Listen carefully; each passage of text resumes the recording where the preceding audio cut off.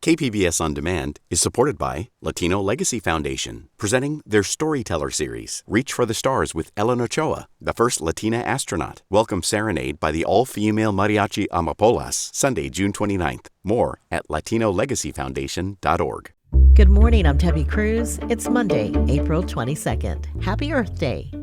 A San Diego Assembly member is proposing removing the requirement to prove Medi-Cal eligibility for children every year. More on the problem it's trying to address next. But first, let's do the headlines. San Diego Mayor Todd Gloria will formally present his proposed budget to the City Council today. The more than $5.5 billion budget for fiscal year 2025 increases funding to address homelessness by more than $25 million. It also sets aside over $100 million for resurfacing 75 miles of streets in the city. That's up from the 60 miles budgeted for this year. The budget eliminates funding for the Office of Immigrant Affairs and the Community Equity Fund. It also suspends contributions to the city's reserves for 1 year. The Disaster Recovery Center set up in Mountain View and Spring Valley after the January floods will become U.S. Small Business Administration Disaster Loan Outreach Centers starting today. The move comes after last Friday's deadline for flood victims to apply for federal aid. The SBA Outreach Centers will provide information on loan opportunities. The agency says small businesses and most private nonprofit organizations have until November 19th to apply for an economic injury disaster loan. City of San Diego residents can now apply for help paying for lead paint hazard removal services. That's because the city was awarded a $15 million settlement after suing paint companies. The city says that exposure from deteriorating lead paint continues to be one of the biggest environmental health concerns for children. Exposure to lead can slow growth and development and can cause learning, behavior, hearing, and speech problems. For more information and to apply, visit sdhealthyhomes.org. From KPBS, you're listening to San Diego News Now. Stay with me for more of the local news you need. KPBS On Demand is supported by Latino Legacy Foundation, presenting their Storyteller series, Reach for the Stars with Ellen Ochoa, the first Latina astronaut. Welcome Serenade by the all-female mariachi Amapolas, Sunday, June 29th. More at latinolegacyfoundation.org.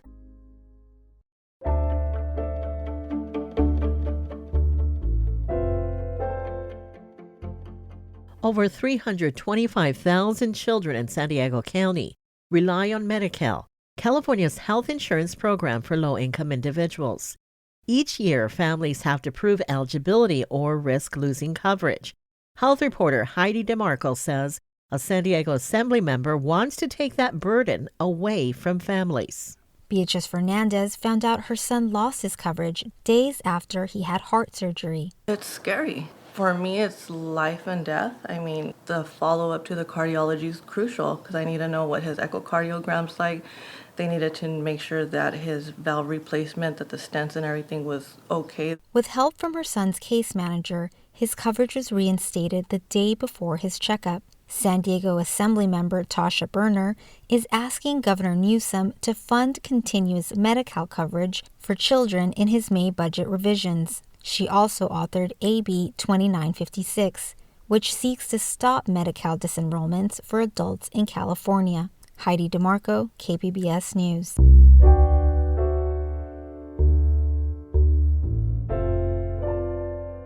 Proposition 1 aims to create more mental health support and housing for adults experiencing homelessness.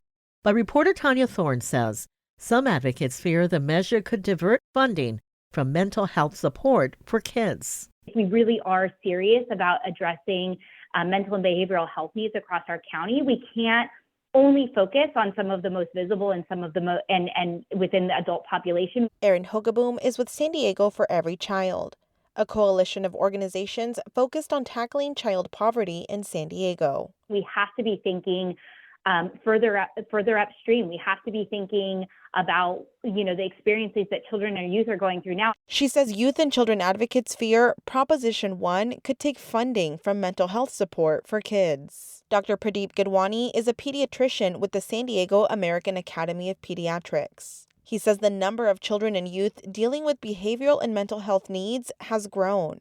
I appreciate that all of us want to help those folks who are homeless, but if we don't start early and if we don't get those investments in place and be consistent with it, we're going to be paying for this in much greater ways. Can you imagine if we had invested in children's and youth mental health 20 years ago?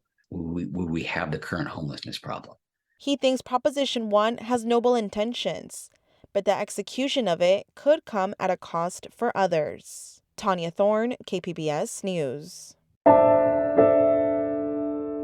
Food deserts are low-income urban areas where fresh, quality food is not easy to find. A group of academics and community leaders are now attacking the problem in San Diego by reimagining the local food industry. SciTech reporter Thomas Fudge has more. The project is called Nourish, and the central idea is to develop businesses in food deserts that will be vehicles to bring the high-quality food to residents. The principal investigator of the project is Laura Schmidt of UC San Francisco. She says they are not trying to convince stores like Ralph's or Vons to move into the neighborhood. What we're doing at Nourish is trying to think about alternative models where we could stimulate small business development with local business owners in these communities. The tool they hope will allow them to create a local food business is an app. Infused with artificial intelligence, it will respond to questions by calling up information about food markets, supply lines, foot traffic, and business licensing.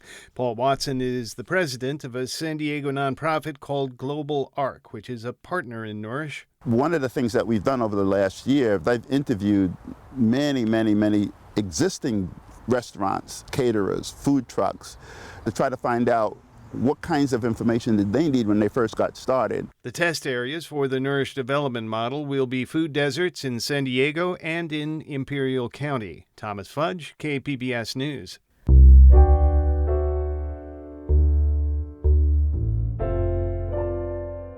The crowdsourced online historical marker database has 375 entries for San Diego County. Most chronicle Spanish colonial early American settlers and U.S. military past. Just a handful mention the millennia-old history of Native Americans in the area. Amitha Sharma looks at just a speck of what Kumeyaay life once was here. The tranquility near Antonio Garra's grave on a recent morning belies the Native American resistance leader's violent end. He was convicted of murder, theft, and treason in January 1852, and soon after, they took him out, blindfolded him. Kumeyaay Community College President Stan Rodriguez is standing next to Garra's final resting place inside El Campo Santo Sanctuary in Old Town San Diego, a historical marker. He describes what came next. They walked him up the street to this freshly dug grave, had him go on his knees, his hands were tied behind his back, and he said, "I wish to apologize for the things that I've done in the past, and I wait to hear the same from you." He didn't hear it. They shot him. He was buried. The execution is a snapshot of the cruelty and injustice local tribes endured, first under the Spaniards who came to stay in 1769 and started the San Diego Presidio. The tribes were forcibly converted. Families were split and turned into servants. Rodriguez says the Americans continued the brutality. The first governor of California, Pete Burnett, issued bounties on the heads of Native Americans. 50 cents for a child, $2.50 for a woman, $5 for men. Over $1.5 million was paid off. Before the invasions, the Kumeyaay and other tribes lived here for millennia, or since time immemorial, as Rodriguez puts it. We see this place all the time. Very few people realize there was a very large Kumeyaay village here, and there were communities all through San Diego, all through the Bay. He says men, women, and children in the villages rose before the sun. They'd make tule boats to fish. They'd harvest salt, Torrey pine nuts, and plant oak trees. They did control burns. They created mosaic patterns. But scan a historical marker database, and there is scant mention of the rich and sophisticated Kumeyaay history. The database is assembled by the public and has 375 entries for San Diego County. Crowdsourcing and those kinds of sites are a really good reflection of American culture. in how we look at cultures. San Diego historian and archaeologist Richard Carricos says academia is working to correct the perception that history begins when the Europeans arrived. The database does include markers for an old Kumeyaay natural kitchen, pictographs, and an ancient Kumeyaay village, Panhe, but it omits the tribe's at least 4,000-year-old history in what is today called the Ramona Grasslands Preserve. This is a Kumeyaay village site called Pamu, which probably means gathering place or place of the singers, because they had a lot of music and singing in their cultures. The area had 2 springs, a female creek and a male one. Carricos says if a Kumeyaay woman wanted to have a son, she would drink from the male spring and vice versa. The land's oak trees' acorns were a major food source, and they traded shell beads. If you could go back in time, you would see huts sitting out here called Wa. We're in an area where they were doing a lot of tool manufacturing, and they were importing lithic material, stone material, from as far away as Mammoth, and from Baja California, and from the Salton Sea area. Steve Benegas is chair of the museum committee at the Barona Cultural Center and Museum.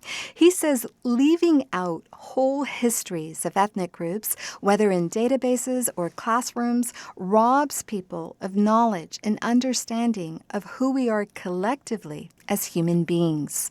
They're missing a big chunk of humanity, a big chunk of spirituality, big chunk of time. He adds the omissions not only doom us to repeat history, but keep us in the dark about who and what remains. A sign in the museum is a reminder of that message.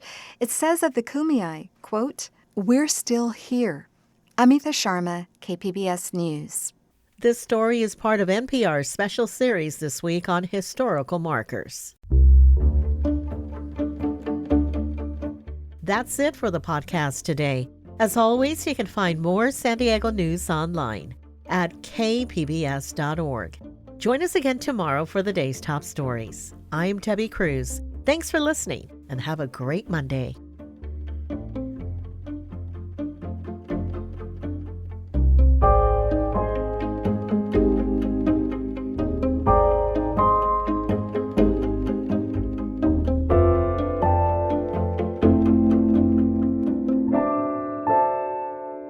KPBS On Demand is supported by Latino Legacy Foundation, presenting their Storyteller series, Reach for the Stars with Ellen Ochoa, the first Latina astronaut, former NASA director, and San Diego native, Sunday, June 29th.